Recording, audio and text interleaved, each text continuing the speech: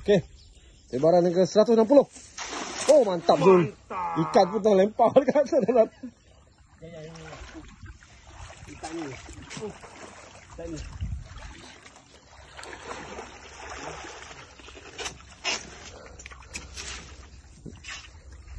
Mana litah mai? Ikan lagi. Dari kenyang. Waduh. Tak. Yang ni. Oi, banyak. Wih. Banyak. Kumpul. Besar lah. Bang. Tak payah kumpul. Jangan ikan melompat sudah. Jangan melompat lah. Jadi sana. Biar aja. Ambil. Nanti saya ni. Sebab dia lari. Oh, payah. Oi Zul, sana cantik. Belah atas. Oh, ada rasa ni tunjul-tunjul ni. Banyak ni. Oh, sini. Oh, besar ni. Oh. Mantap. Dia kan macam ni. Aduh. Itu aku malas tu pegang. Sakit tu.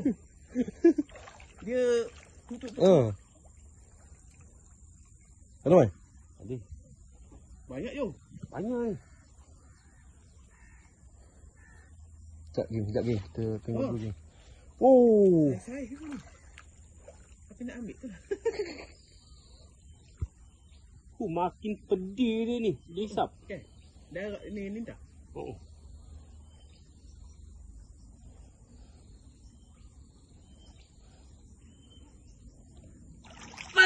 Wow. Macam tu je hebat lah. Tak boleh lawan lah ni. Kau tahu ke? Jom. Iya, masuk dalam balik. Tu mai. Depan. Mai, tu. Wih, dua. Tu pun ada. Okey, depan ni banyak lah. Wih, banyak lah dalam jalan. Banyak. Wih, banyak dalam jalan. Dia atas kan? Banyak dalam jalan tu. Banyak. Kau nak kumpul je. Gumpal je, slow mai. Gumpal slow. Ui, situ. Tu. Jom, kumpul slow lah tu. Besar ni. Kumpul kumpul slow. Oh, banyak oi. Kumpul slow dia mai. Banyak. Penuh labuk kita tu. Banyak. Depan kau tu ada mai.